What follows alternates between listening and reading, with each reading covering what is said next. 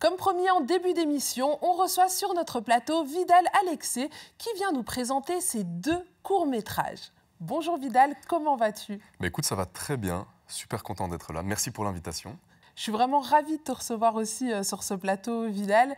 Alors, pour tous ceux qui ne te connaissent pas encore, toi, tu es créateur de contenu. Tu cumules plus de 500 000 followers sur YouTube, Instagram, TikTok. Ça fait pas mal de followers. C'est pas mal, oui. C'est un petit montant. Mais aujourd'hui, tu viens nous voir avec une toute autre casquette, celle de réalisateur. Est-ce que tu peux m'expliquer comment est-ce qu'on passe de la casquette de créateur de contenu à celle de réalisateur? Pour être honnête, pour moi, ce n'est pas vraiment une autre casquette, même si on peut croire que les 2 métiers sont très différents, ou les 2 passions. C'était la suite logique des choses pour moi, en fait. J'ai toujours aimé l'audiovisuel, la création de contenu. Et dans la vidéo, en tout cas au jour d'aujourd'hui, je trouve que ce serait dommage de s'en arrêter juste à un format. C'est vrai que j'ai commencé sur TikTok parce que c'est du format rapide, du format efficace et voilà, quotidien même, parce que je poste des vidéos TikTok tous les jours pour ceux qui me suivent. Mais c'est vrai que je me suis dit, comment aller un peu plus loin et essayer de voir les choses en grand, tout simplement, et professionnel aussi. Et donc c'est vrai que je me suis dit, quoi de mieux que d'essayer tout simplement de réaliser d'abord un premier court-métrage en 2021. Et puis ça m'a tellement plu que j'ai voulu tout simplement refaire une fois un 2e court-métrage en visant encore plus haut, avec plus d'ambition. Et pour moi, voilà, c'était vraiment la suite logique des choses. On va parler justement de ton premier court-métrage, cette première expérience. Ça s'appelle Déconnecté. Et là, on suit un jeune garçon qui est sur une application où il essaye de créer un petit peu son lui idéal. Et on a un petit extrait, on va se regarder la bande-annonce. Tu as un profil virtuel parfait, Jimmy. Et je suis fière d'être ton assistante. Je me demande à quoi tu ressembles en vrai. Tu as récolté un nombre de likes impressionnant cette semaine. Elle m'a proposé de la voir en vrai. Tu es en retard, Jimmy. La séance de cardio était à 8h30. Je fais du sport, Ellie. Lâche-moi. La masturbation ne compte pas.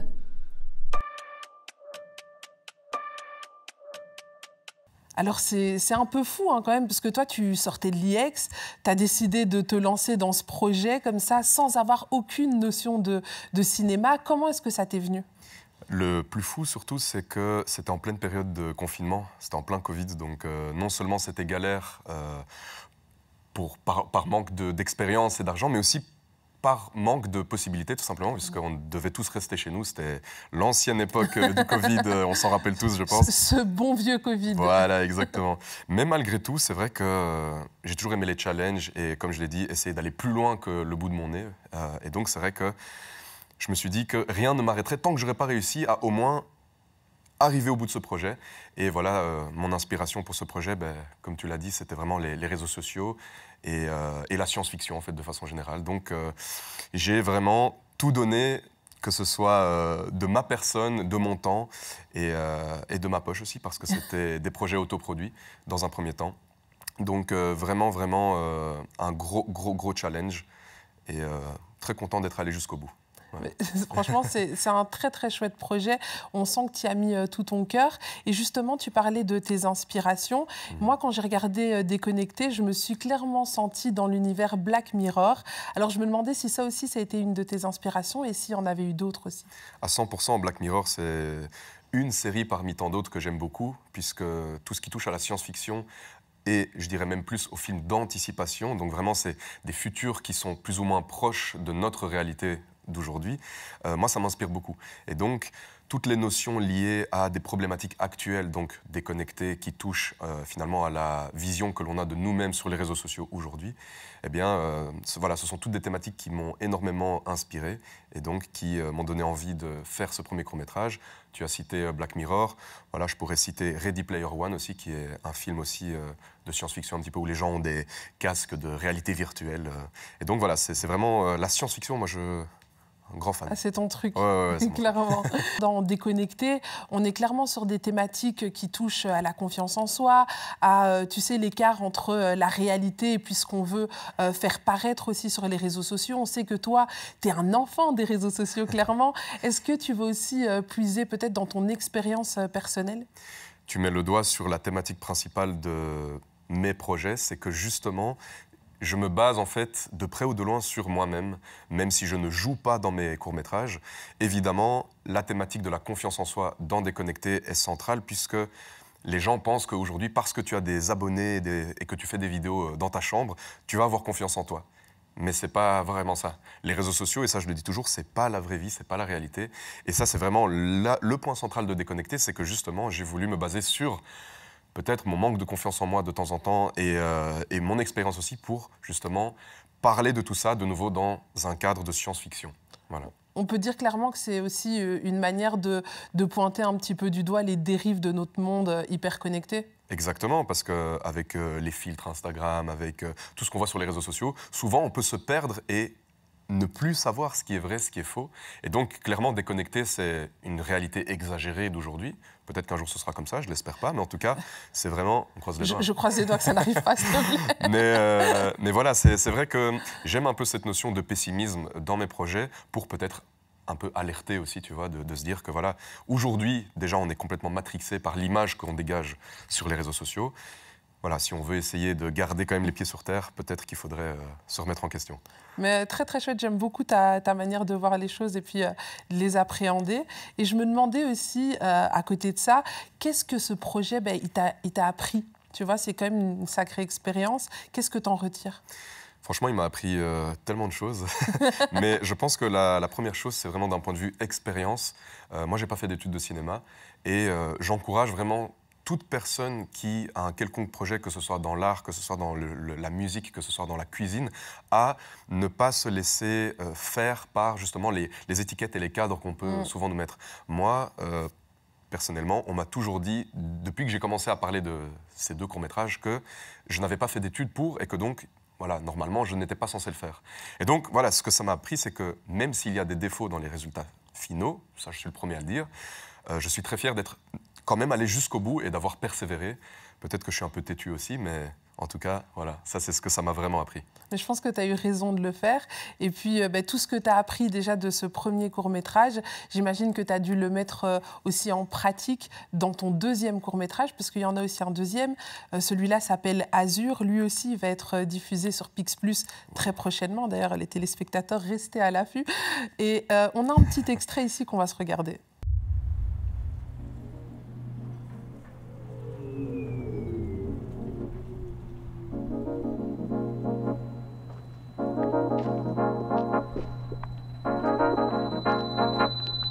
Bonsoir, bonsoir. Bonsoir. Quel plaisir.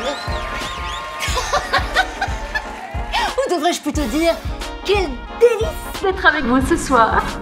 Comme chaque année, afin d'honorer les valeurs de notre État démocratique, nous offrons le grand prix de la dévotion nationale, ainsi qu'une immense quantité d'eau aux citoyens ou à la citoyenne qui aura le plus contribué à la collectivité par son travail ou ses actes. Bravo! Bravo! Bravo! Alors j'imagine que toute cette expérience que tu as acquis avec ce premier court-métrage, tu as pu clairement le mettre en pratique sur le deuxième court-métrage. Et donc là, clairement, dans ce court-métrage qui s'appelle Azur, on est sur cette thématique du manque d'eau. En tout cas, c'est quelque chose dont beaucoup d'experts parlent. Est-ce qu'un jour, on va manquer d'eau sur cette planète? Et dans cette histoire, on suit Tozali qui rêve d'être élu citoyen de l'année. Pourquoi avoir abordé cette thématique? Je trouve que, contrairement à ce que tu as dit, on en parle sans vraiment en parler. Ce sont des problématiques qui sont connues mondialement, mais voilà, en Occident et dans notre vie, en fait, justement, on n'en parle peut-être pas assez. Et donc, oui, il y a la problématique de l'accès à l'eau potable, mais il y a aussi la problématique de peut-être l'égoïsme et l'égocentrisme que l'on peut avoir vis-à-vis de ce sujet-là. Et donc, comme je l'ai dit au début, c'est vrai que j'aime utiliser la science-fiction comme support pour justement mettre en avant certaines problématiques actuelles déjà. On a dit que voilà, dans Déconnecté, c'était la vision que l'on a de nous-mêmes. Eh bien, une autre problématique qui existe déjà aujourd'hui est justement le manque d'eau potable sur la planète Terre. Et une fois de plus, via peut-être une histoire pessimiste, hein, puisque voilà, c'est assez quand on voit le truc, c'est assez catastrophe.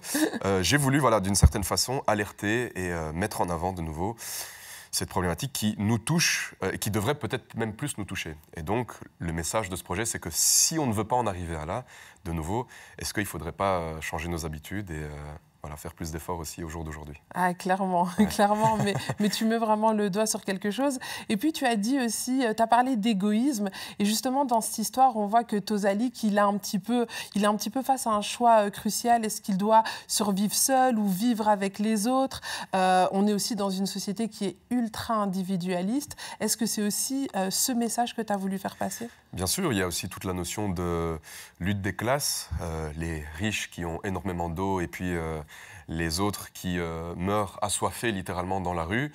C'est évidemment une dénonciation aussi de ce qu'on peut voir aujourd'hui. Donc, bien entendu, il y a aussi tout ce côté-là que j'ai voulu mettre en avant avec, voilà, est-ce que Tozalik va prendre la décision de se laisser vivre et de dépenser toute son eau avec ses amis, ou bien est-ce qu'il va se confiner, hein? Et d'ailleurs, je mets entre parenthèses que je me suis inspiré de ce genre de message du Covid. Ah. Moi, j'ai commencé à penser à ce projet pendant le Covid, justement pendant le confinement. Et tout le côté un petit peu compliqué qu'on a pu connaître dans notre société, on est tous confinés, qu'est-ce qu'on doit faire? Voilà, c'est un peu ça qui a donné aussi naissance à mon envie d'exagérer de nouveau cette société dans un futur proche. Ouais, clairement. Donc, en tout cas, depuis le début de ton discours, on sent clairement que c'est ta vie, c'est les expériences que tu vis qui t'inspirent. Et j'ai aussi envie d'aborder un autre thème, celui du choix des comédiens. On a notamment pu voir Bénédicte Philippon, qui, elle, joue la dictatrice dedans. On a l'habitude de la voir dans des rôles un peu plus comiques. Mais en fait, je trouve quand même qu'il y a une part de comique aussi dans son rôle. Hein, clairement, quand je l'ai regardé. Mais qu'est-ce qui t'a donné envie de bosser avec elle? Tout simplement sa prestation lors des castings qui était incroyable, impeccable. Donc moi, je ne la connaissais pas avant qu'elle arrive. Okay. Et puis, évidemment, moi, je cherchais, comme tu l'as bien dit, une dictatrice qui soit évidemment sévère, mais qui ait quand même une certaine touche d'humanité, même si on ne sait pas trop si elle ment, si elle ment pas. Un petit peu, d'ailleurs... inspiré aussi des princesses Disney, tu vois, genre les grandes méchantes, mais des fois qui rigolent. Oui, clairement. Voilà, tu vois. Et donc, c'est vrai qu'elle avait ce côté où elle a incarné le personnage en 2 secondes et demie, quoi. Donc, ça a été, pour être honnête, très facile de trouver ce personnage-là, parce que le casting s'est déroulé en 5 minutes, quoi. Est-ce que, quelque part, Bénédicte Philippon a aussi inspiré le personnage, ou alors elle se l'est accaparé? Ah non, on a travaillé évidemment en symbiose, si je peux dire, en duo, quoi. Et donc, c'est vrai que moi, j'avais écrit le personnage de la dictatrice, mais avec le caractère de Bénédicte Philippon, ensemble, on a fait un bon cocktail, un duo, un combo, quoi. Et donc, ça a donné le résultat qui, pour moi, est excellent de la dictatrice de ce projet, qui incarne vraiment, en fait, la supériorité totalitaire, dictatoriale, mais voilà, avec ce côté un peu malicieux qui fait semblant en fait, d'être proche du peuple. Elle n'arrête pas de rigoler quand elle dit que les gens sont heureux, que les gens vivent bien et tout ça, alors qu'il y a des morts dans la rue et tout ça. Donc, moi, je trouvais qu'elle avait vraiment ce côté malicieux, en fait. Clairement, clairement. Je veux aussi parler du parallèle que j'arrive à voir, en tout cas, entre Tozalik et toi. Pourquoi est-ce que je dis ça? C'est parce que lui, dans l'intrigue, en tout cas, il veut rendre fière sa mère. Clairement, c'est une de ses volontés. Et toi, tu as une maman qui est réalisatrice aussi. Est-ce que, à travers ce projet, quelque part, c'est aussi une manière de la rendre fière, de lui rendre hommage? C'est possible. Franchement, de nouveau, tu mets le doigt sur exactement l'intérêt de mes projets. On me demande souvent si j'ai envie d'être réalisateur plus tard. Je n'ai pas la réponse, pour être honnête. Moi, je vis un peu d'expérience et de projets sur le moyen terme, voire long terme. Mais sûrement que le fait que ma mère soit aussi réalisatrice, je ne pense pas que je puisse dire que je suis tombé dedans dès ma naissance, parce que voilà, je n'ai pas toujours aimé le cinéma. Mais en effet... de nouveau, et une fois de plus, le personnage principal de mon projet est peut-être indirectement et inconsciemment d'ailleurs inspiré de moi-même. Pour être tout à fait honnête, j'ai même pas fait exprès, je pense. Mais c'est vrai qu'après réflexion, je me dis que ce soit dans Déconnecté ou dans Azur, je me pose chez moi et je me dis, mais en fait, on dirait moi un petit peu. Clairement. Donc, clairement, ça c'est un facteur direct que j'ai même pas fait exprès. Pour être C'est honnête, même j'ai pas même fait pas fait exprès, exprès. J'ai même pas fait exprès. Et c'est là où, en fait, je pense qu'on n'arrête pas de le dire depuis le début de cette interview, mais en fait, c'est clairement, en fait, tu t'inspires de toi, de ta vie, et parfois, tu t'en rends même pas compte, et puis...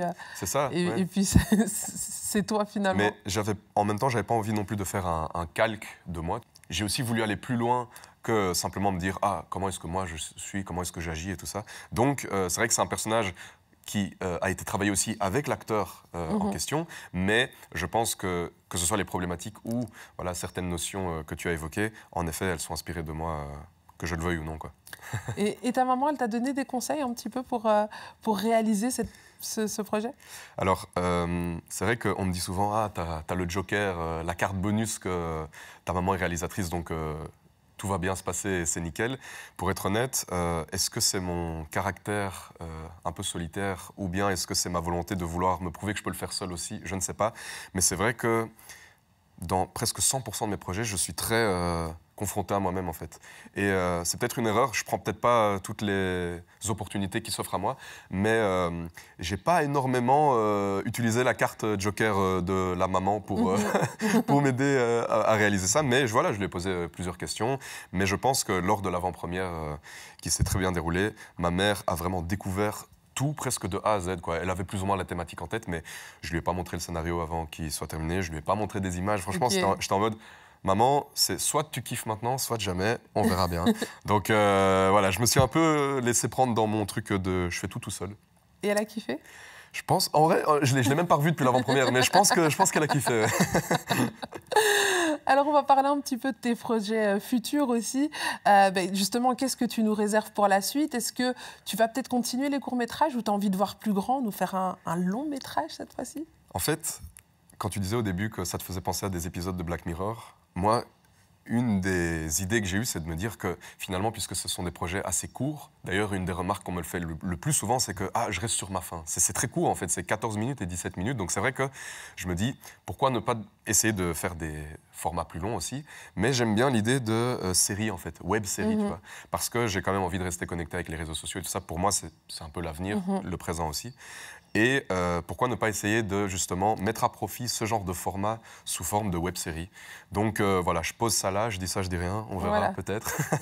Mais voilà, moi j'aime les expériences qui sont très compliquées de réalisation. Et voilà, je pense pas que c'était mon dernier. Je suis vraiment ravie d'entendre ça, que tu vas en tout cas continuer sur cette voie. J'ai l'impression que tu as un truc et que tu es fait pour ça, donc lâche rien. Je retiens. Ne lâche rien. Quant à nous, on se retrouve la semaine prochaine, même heure, même endroit. D'ici là, portez-vous bien. À la semaine prochaine, les fraîcheurs.